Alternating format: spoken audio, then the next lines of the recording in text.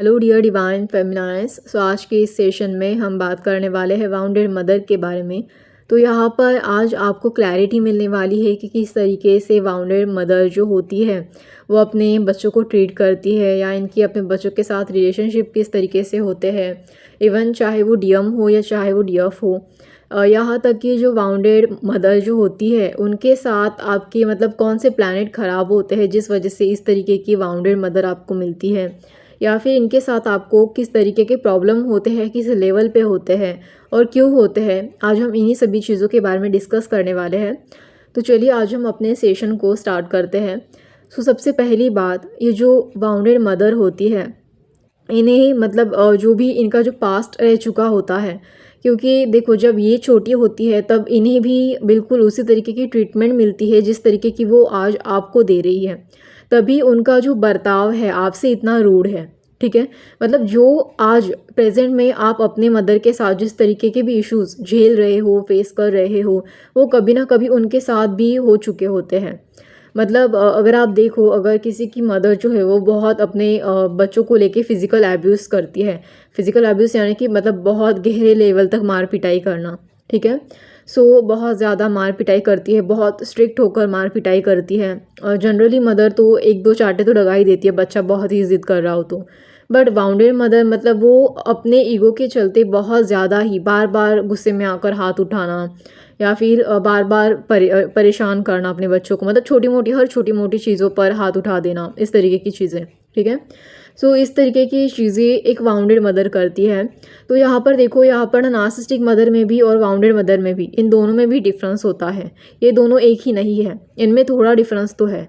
Actually थोड़ा नहीं, बहुत ही डिफरेंस है। इसको थोड़ा समझना कुछ लोगों के लिए कॉम्प्लिकेट होता है, बट अगर आप इसे ठीक से सुनो तो आपको बिल्कुल भी पता चल जाएगा कि एक वाउंडेड मदर क्या होती है। ठीक है, यहाँ पर अभी अगर आपके साथ वो मार पिटाई बहुत मतलब घटिया लेवल तक करती है, बहुत स्ट्रिक्ट होकर करती है, तो डेफिनेटली उनको भी उनके बचपन में उतना मार तो मिला ही होगा। ठीक है, तो वो वही बिलीफ कैरी कर लेती है अपने साथ और आगे चलकर वही ट्रीटमेंट अपने बच्चों को भी देती है। मतलब उनकी वो कंडीशन जो होती है, ब्रेन कंडीशन जो बोलते हैं हम, या फिर चाइल्डहुड में जो भी कंडीशन चलती है, तो उसका उनके कैरेक्टर पे, बिहेवियर पे बहुत गहरा असर हो जाता है। मतलब उनके पेरेंट्स भी बहुत उनके साथ इमोशनली स्ट्रिक्ट रहे होंगे, उनको भी छोटी मोटी बात पर बहुत डांट पड़ी होंगी, या बहुत मारा गया होगा, या फिर ये भी हो सकता है कि गाली गलौज किया होगा, मतलब जो गालियाँ देते हैं मोस्ट ऑफ द पेरेंट कभी कभार अपने बच्चों को। तो इस तरीके की चीज़ें उनके साथ भी कभी ना कभी हुई होगी। तो इस वजह से अगर उस बर्ताव को, मतलब उस पैटर्न को हील नहीं किया गया, या फिर उन्हें अगर किसी चीज़ का कोई ट्रामा हो, अगर वो भी नहीं हील किया गया, तो नेक्स्ट जनरेशन पे मतलब ट्रांसफ़र होता है। ठीक है, नेक्स्ट टू नेक्स्ट जनरेशन पे ये इसी तरीके से ट्रांसफ़र होता रहता है जब तक आपके जैसा कोई चोज़न वन या स्टार सेड या कोई एम्पैथ बच्चा पैदा नहीं होता, और वो अपने पैटर्न को ब्रेक डाउन नहीं करता, अपने आप को पूरी तरीके से हील नहीं करता, या उनसे पूरी तरीके से डिअटैच होकर अलग नहीं हो जाता, तब तक ये पैटर्न इसी तरीके से नेक्स्ट जनरेशन में कैरी होता है और अगली जनरेशन फिर से उसको कैरी करती है।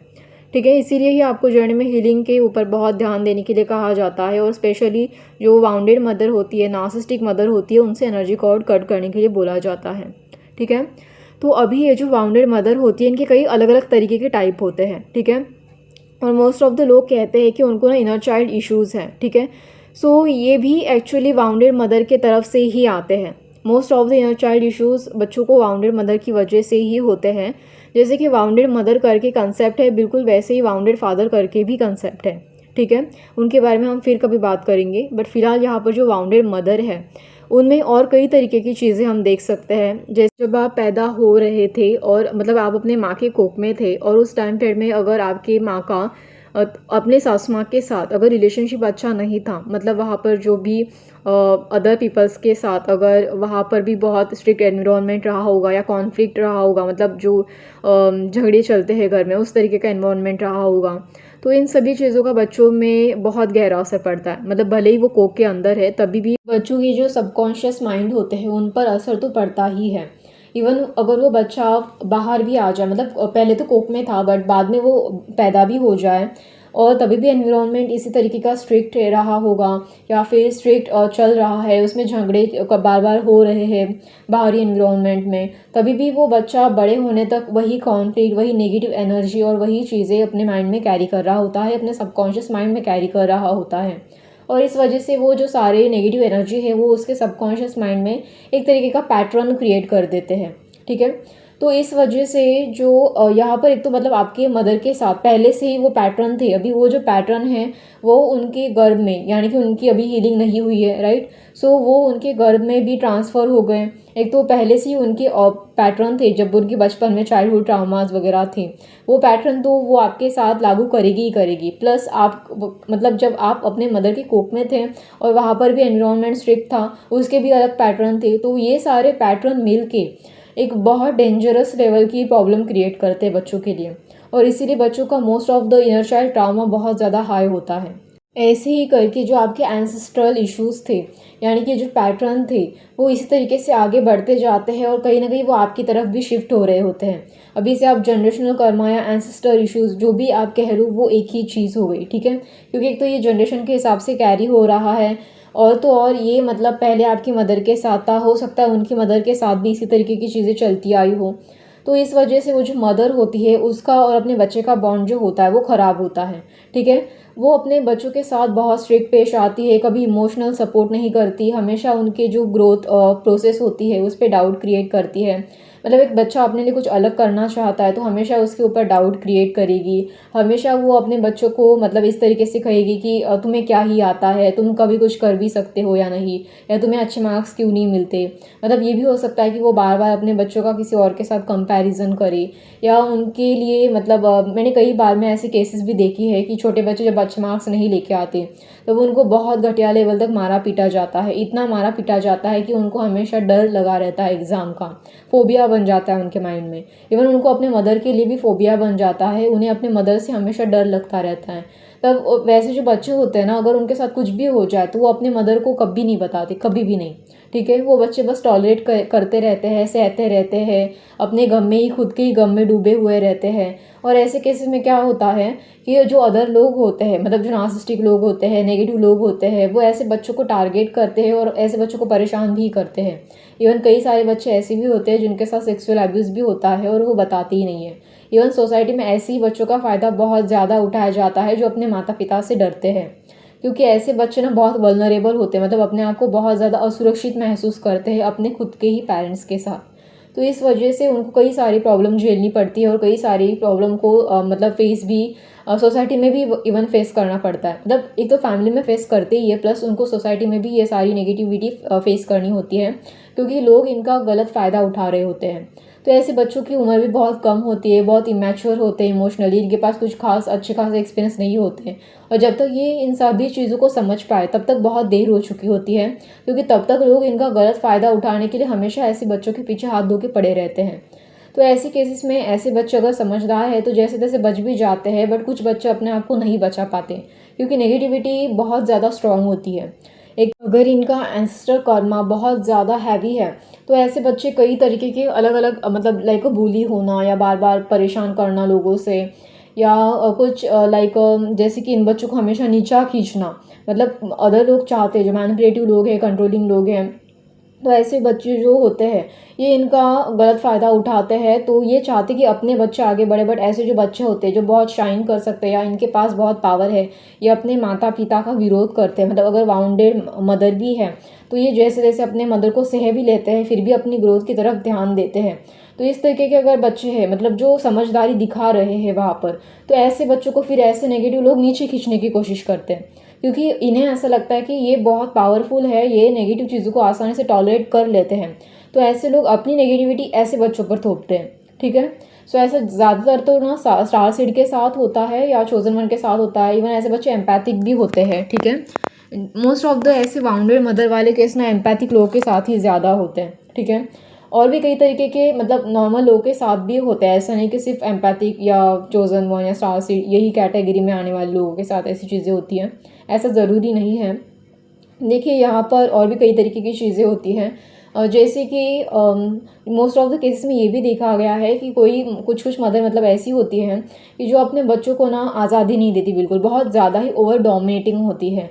जैसे कि बच्चा अपने हिसाब से कपड़े पहने, अपने हिसाब से बालों का ढंग वगैरह बदले, मतलब हेयर स्टाइल चेंज करे या कुछ अपने हिसाब से कुछ करने की कोशिश करे।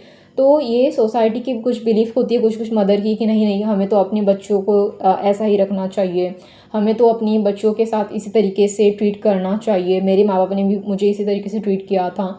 तो वो वही सारी चीज़ें अपने बच्चों पर लागू करती है। इनको मतलब चेंजेस समझ में ही नहीं आते कि सोसाइटी बदल रही है, बच्चे भी मतलब जो माइंडसेट है जैसे जैसे वो बड़े हो जाते हैं वैसे वैसे वो भी चेंज होता जाता है। बच्चों का माइंडसेट कह लो या बच्चे की लाइफस्टाइल कह लो या बच्चों की चॉइसेस कह लो, इवन सोसाइटी भी बहुत हद तक चेंज हो जाती है। सो यहाँ पर एक जो माँ होती है, ऐसी फाउंडर मदर होती है, उनकी बिलीफ मतलब इतना वो होल्ड करके बैठती है कि वो चेंजेस को एक्सेप्ट ही नहीं करती और वही सारी पुरानी चीज़ें उनके ऊपर लागू की जाती हैं। इवन पहले के ज़माने में देखो, लड़कियां अगर शॉर्ट्स वगैरह पहनती थी तो माँ बाप को बहुत प्रॉब्लम होती थी। आजकल के माँ बाप आज़ादी दे देते हैं, बट पहले के ज़माने में तो माँ बाप बहुत ही ज़्यादा प्रॉब्लम क्रिएट करते थे। तो इवन कुछ बच्चों को बहुत ज़्यादा मारा पीटा जाता था, या फिर अगर कोई बच्चियाँ मतलब बाहर काम करने के बारे में बात करें तो वहाँ पर भी प्रॉब्लम होती थी पहले के ज़माने में। इवन अगर हम लव मैरिज करने की बात करें तभी भी कुछ पेरेंट्स को प्रॉब्लम होती है। तो वो अपने बिलीफ को लेकर ना मतलब बहुत टाइटली पकड़ के रखते हैं। उनको ये बात समझ में नहीं आती कि कुछ बिलीफ ना रॉन्ग होते हैं, उसे बदलने की ज़रूरत है। पर उन्हें ऐसा लगता है कि ये मेरे साथ भी हुआ है तो यही संस्कार है, इसी तरीके से बच्चों को ट्रीट किया जाता है या पढ़ाया जाता है या उनको समझाया जाता है। तो इसी तरीके की चीज़ें वो अपने बच्चों के साथ भी करते हैं। इवन एक्चुअली ये उनकी पूरी तरीके से गलती है ऐसा नहीं कहा जा सकता, क्योंकि ये मतलब अभी उनके जो कंडीशनिंग है वहीं से ये सारी चीज़ें आई हैं। ऑब्वियसली बच्चों को ये बात समझ में आती है कि ये गलत है, जो भी हो रहा है वो गलत है, हमारे साथ बहुत गलत हो रहा है, हमें इसे रोकना चाहिए। ऐसे बच्चे अक्सर इन चीज़ों का विरोध भी करते हैं, बट कुछ जो माँ बाप होते हैं मतलब वाउंडेड जो पेरेंट्स होते हैं वो अपने बच्चों को मार पिटा कर चुप कर देते हैं। और कुछ माँ बाप जो होते हैं वो अपने बच्चों के ही अगेंस्ट चले जाते हैं कि मतलब तू जो चाहे वो कर ले, हम तुझे कुछ नहीं देंगे। लाइक कुछ कुछ बच्चे होते हैं ना मतलब जिनको घर के बाहर निकल जाओ, इस तरीके की धमकियाँ मिलती हैं। तो इस तरीके की धमकियाँ ज़्यादातर तो डीएम को मिलती हैं, ठीक है। अगर अपने पेरेंट्स की बात ना सुने तो तुम घर के बाहर चले जाओ। तो इस तरीके के मतलब धमकियाँ उनको दी जाती है, इस वजह से बच्चे बहुत ज़्यादा डर जाते हैं। इवन ये सारी चीज़ें नार्सिसिस्टिक पेरेंट्स के साथ भी होती है, मतलब सिमिलर होती है।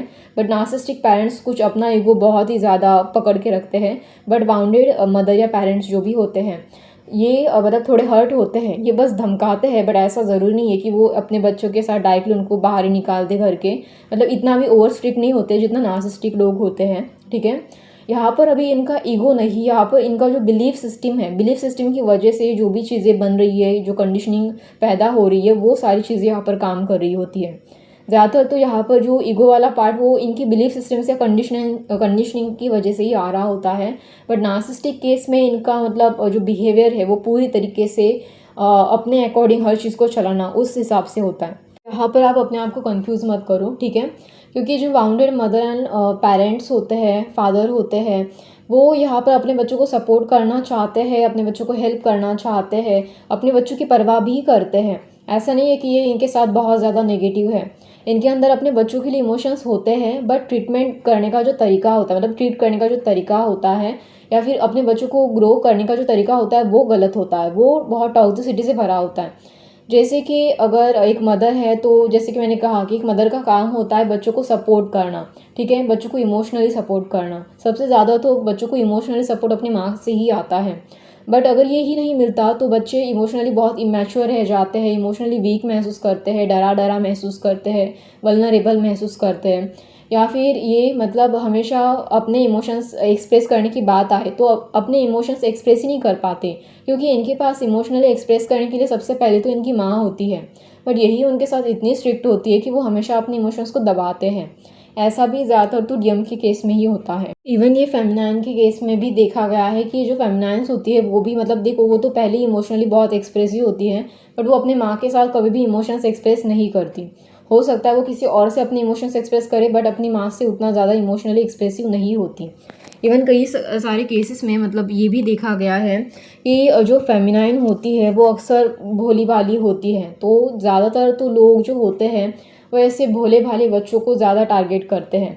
एक तो पहले से ही वो बच्चे मतलब वाउंडेड जो अपनी मदर होती है उनसे परेशान हो चुके होते हैं, और लोग वापस से ऐसे बच्चों को टारगेट करके इनको और ज़्यादा असुरक्षित महसूस करवाते हैं, जिसकी वजह से इनकी ग्रोथ रुक जाती है। ठीक है, ऐसे बच्चों को मतलब सक्सेस मिलने के लिए, पाने के लिए बहुत स्ट्रगल करना पड़ता है, क्योंकि इनको बार बार हमेशा एक तो डर रहता है खुद को एक्सप्रेस करने का, जैसे कि मतलब इनका कॉन्फिडेंस भी बहुत वीक पड़ चुका होता है, ये हमेशा अपने सेल्फ वर्थ पे डाउट क्रिएट करते हैं। और तो और इनको हमेशा ऐसा लगता है कि मैं कितना भी करूँ या जितना भी मन चाहे उतना करूँ, फिर भी कभी भी जो मेरी मदर है वो कभी भी सेटिस्फाई नहीं होती, वो कभी भी मुझे अप्रिशिएट नहीं करती, मतलब कभी भी कुछ अच्छा नहीं बोलती। इवन कुछ गलती हो भी जाए मुझसे तो मुझे बार बार मार मिलती है या बार बार गालियाँ मिलती है, या फिर बार बार हमेशा मुझे ही घर में बहुत ज़्यादा सुनाया जाता है।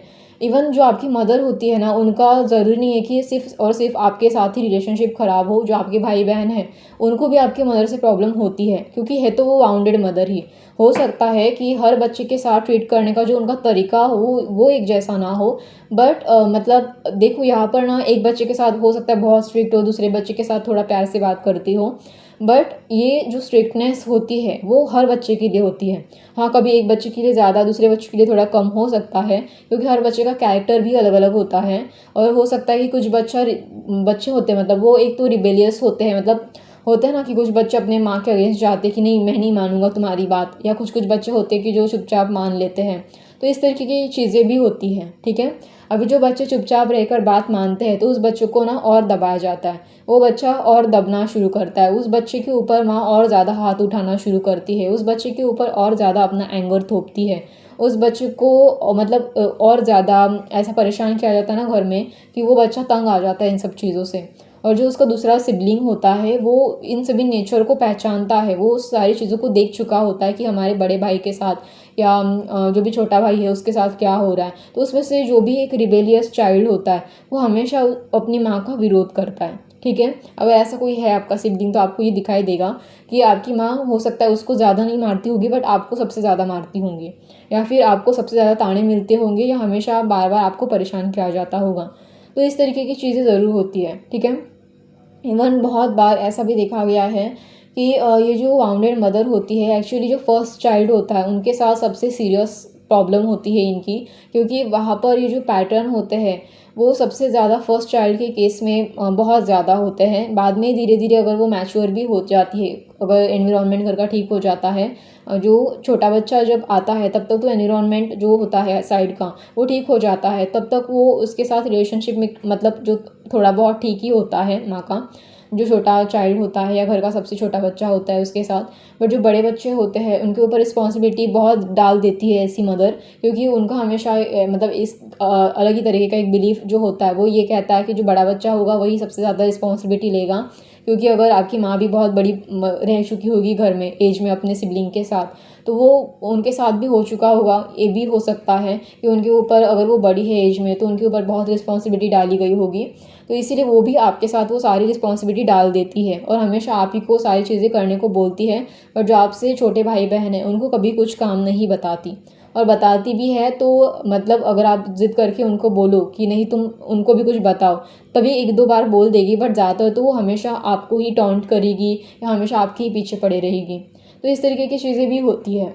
इवन कई बार तो ये भी देखा गया है कि जो मतलब मदर होती है, वहाँ पर एक पर्टिकुलर केसेस में ऐसा भी देखा गया है कि वो इतनी ज़्यादा स्ट्रिक्ट होती है, अगर आप उनकी बात नहीं मानते हो तो वो आपको लिटरली मतलब हमेशा उस बात के लिए बार-बार ताने भी सुनाती रहती है। तो ऐसा भी होता है, इस वजह से वो बच्चा परेशान हो जाता है, थक-हार के उस चीज़ को करना ही छोड़ देता है। मतलब अगर किसी बच्चे को क्रिएटिविटी में बहुत ज़्यादा इंटरेस्ट हो और पढ़ाई में वो अच्छा ना हो, तो ऐसा भी होता है कभी-कभार कि माँ उसको बहुत ही ज़्यादा टॉन्ट मारती है, तो वो बच्चों का जो स्किल होता है वो प्रॉपर्ली डेवलप नहीं हो पाता। अगर वो बच्चा उसमें अच्छा था तो हो सकता है कि वो आगे जाकर कुछ अच्छा कर सकता था उस पर्टिकुलर फील्ड में, बट वहाँ पर भी प्रॉब्लम क्रिएट हो जाता है। तो बच्चों को इस तरीके की प्रॉब्लम होती है, उनको अपनी माँ से ही सबसे ज़्यादा फ़ोबिया क्रिएट होता है, या फिर अगर उनकी माँ उनको एग्ज़ाम से रिलेटेड मारती होंगी तो उससे रिलेटेड फ़ोबिया क्रिएट हो जाता है। इन बच्चों की कई तरीके की प्रॉब्लम होती है, चाहे वो डीएफ हो या चाहे वो डीएम हो, ठीक है? सो यहाँ पर अगर आप इनकी गलतियाँ मतलब अगर अपनी मदर की गलती आप इनके मुँह पे सुनाने जाओ, तो इनके पास कभी-कभार ना अपनी ही गलतियाँ सुनने की टॉलरेंस पावर बिल्कुल नहीं होती। मतलब वो अपनी नेगेटिविटी दूसरों के ऊपर थोपती है, अपनी नेगेटिविटी दूसरों के ऊपर प्रोजेक्ट करती है। बट अगर आप इनको अपनी ही गलतियाँ बताने जाओ, तो वो अपनी गलती एक्सेप्ट नहीं करती। कई बार ये भी देखा गया है कि वो अपनी चीज़ों को सुनना ही नहीं चाहती। उसे हमेशा ऐसा ही लगता है कि मैं ही सही हूँ, और वो हमेशा अपनी बच्चों की बात कभी भी नहीं सुनती पूरी तरीके से, प्रॉपर तरीके से। उनके इमोशंस को तक नहीं समझ पाती और तुरंत से उनके ऊपर गुस्से में आकर हाथ उठाना स्टार्ट करती है कि तुम मेरे सामने ज़बान ही कैसे चला रहे हो, तुम मेरे सामने मतलब वो कहते हैं ना कुछ कुछ पेरेंट्स कि तुम मेरे सामने हमेशा ज़बान चलाते रहते हो। इस तरीके की चीज़ें इनके साथ होती हैं। तो ये होती है बाउंडेड मदर जिनके साथ आपको इतनी इश्यूज़ होती हैं।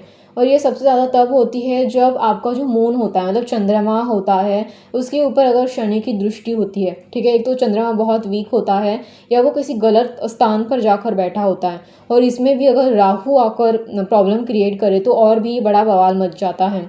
जैसे कि ये 3 ग्रह जो होते हैं, स्पेशली सैटर्न यानी कि शनिदेव और चंद्रमा एंड राहु, ये जो 3 ग्रह होते हैं ये बहुत प्रॉब्लम क्रिएट करते हैं।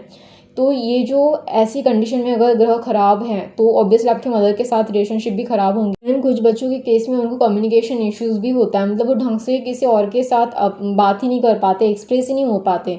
इनके ज़्यादातर तो रिलेशनशिप खराब ही होते हैं, और ये हमेशा कुछ बच्चे एक तो बहुत ज़्यादा इंट्रोवर्ट हो जाते हैं, मतलब बहुत ज़्यादा अपने आप को आइसोलेट कर लेते हैं, और कुछ बच्चे बहुत ज़्यादा किसी और लड़के को या लड़कियों को ढूंढते हैं, बहुत ज़्यादा रिलेशनशिप में जाते हैं कि ताकि हमें कोई आकर सपोर्ट करे या हमारी जो इमोशनल स्पेस है उसे भर सकें। तो इसलिए इनके मल्टीपल रिलेशनशिप होते हैं।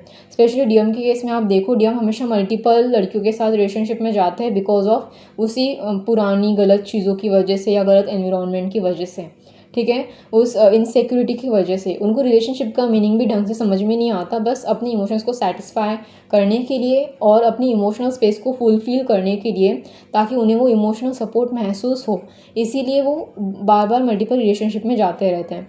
तो इस तरीके की चीज़ें होती रहती है। हालांकि ये सब कुछ बुरा है, बट आपको इन सब चीज़ों को जर्नी में हील करना होता है। जब तक ये पैटर्न क्लोज नहीं होते तब तक ये बार बार रिपीट होते रहते हैं, और तब तक आपके जो पेरेंट्स होते हैं वो हमेशा आपको ट्रिगर करते रहते हैं, मिरर करते रहते हैं, परेशान करते हैं। और ऑब्वियसली यहाँ पर भी आपको कुछ लेसन्स होते हैं, जैसे कि आपको इनको डीअटैच करना होता है, इनके साथ कॉर्ड कट करने होते हैं, अगर ज़रूरत पड़े तो इनसे डिस्टेंस भी मेंटेन करना होता है।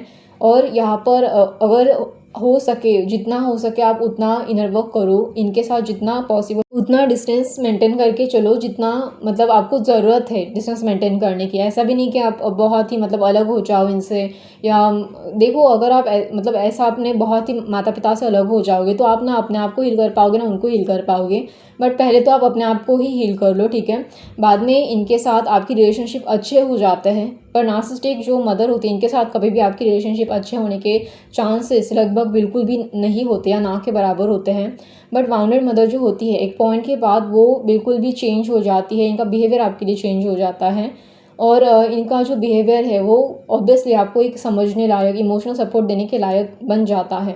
या अगर उतना भी ना बने ना, तो कम से कम वो आपको थोड़ा बहुत एटलीस्ट आपकी चीज़ों को जैसे भी आप कर रही हो, जिस भी वे में आप जा रही हो, वो आपको जाने देती हैं। पहले कैसे वो हमेशा आपके मार्ग में आकर ऑब्स्टैकल बन के खड़ी रहती थी। उनके कोई ना कोई प्रॉब्लम या उनके खुद के इशू या उनके खुद के बिलीफ सिस्टम आपके पाथ पर प्रॉब्लम क्रिएट कर रहे थे। हो सकता है आपके लाइफ में, आपकी रिलेशनशिप में, आपके करियर में, या फिर आपकी जर्नी में प्रॉब्लम क्रिएट कर रहे थे। बट एक पॉइंट के बाद वो बार बार ऑब्स्टैकल क्रिएट करना बंद कर देती है, उनकी वो जो नेगेटिव बिलीफ है या नेगेटिव कंडीशनिंग है, तो आपके लाइफ का रोड़ा तो नहीं बनती एटलीस्ट। क्योंकि कई बार ऐसा होता है कि बच्चे अपने इस तरीके के जो बाउंडेड मदर्स होते हैं उनको फेस कर करके बहुत थक जाते हैं। ये इतना स्ट्रेस झेल ही नहीं पाते, क्योंकि आजकल की जो दुनिया है वहाँ पर कई तरीके के स्ट्रेस है, करियर में स्ट्रेस है, रिलेशनशिप में स्ट्रेस है। तो ऐसे बच्चों को ना बहुत ज़्यादा हेल्थ इशू हो जाते हैं, इनके हार्मोन्स इम्बैलेंस हो जाते हैं, इन्हें बार बार हार्मोनल डिसीजेज़ भी होते हैं, मतलब हार्मोन्स इम्बैलेंस होने की वजह से कई अलग अलग तरीके के डिसीजेज़ होते हैं। स्ट्रेस डिप्रेशन में ये बच्चे बहुत ज़्यादा रहते हैं, इनकी इमोशनल हेल्थ बहुत वीक होती है, मेंटल हेल्थ बहुत वीक होती है। ऑब्वियसली इसकी वजह से इनकी प्रोडक्टिविटी भी बहुत वीक होती है, और लाइफ में ये कुछ अच्छा खासा नहीं कर पाते या उतना ज़्यादा सक्सेसफुल नहीं हो पाते। और हमेशा आपको ऐसे अकेले छोड़ दिया जाता है कि तुम जो झेलना है झेलो, तुम जो करना है करो। मतलब एक तो आपको ऐसा महसूस होता है कि एक तो आपकी तरफ ज़्यादातर ध्यान नहीं दिया जा रहा है और तो आपको गलत तरीके से ट्रीट किया जा रहा है। ऊपर से ऊपर मतलब आप ही को सुनाया जा रहा है कि सारी की सारी गलती आप ही की थी। तो आप सोचो किस तरीके का महसूस होता है एक बच्चे को। बड़े होने तक भी यही सब कुछ चलता आ रहा होता है जब तक आप इस पैटर्न को क्लोज़ नहीं करते। जैसे ये पैटर्न क्लोज़ होता है आपकी सारी सिचुएशन पूरी पलट जाती है और जो डिवाइन होता है वो आपको इस कंडीशन से बाहर निकाल देता है। अगर आपके पेरेंट्स बदलते हैं तो अच्छी बात है, अगर नहीं भी बदलते तो डिवाइन वहाँ से आपको पूरी तरीके से हटा देता है। ठीक है। सो यहाँ पर आप अपना इनर वर्क करते रहे और जिस भी जो फेमिनाइन है या डियम है, ये जो मेरा वीडियो सुन रहे हैं, अगर उनके साथ इस तरीके की कंडीशन है या फिर आप अपना एक कोई पर्सनल अलग एक्सपीरियंस यहाँ पर शेयर करना चाहते हो तो आप मुझे कमेंट बॉक्स में ज़रूर बता सकते हैं। अगर आपको ये सेशन अच्छा लगे, अगर अपने से ये रिलेट कर पाए आप इस सेशन को, तो आप मुझे लाइक शेयर एंड सब्सक्राइब ज़रूर से कर देना। धन्यवाद।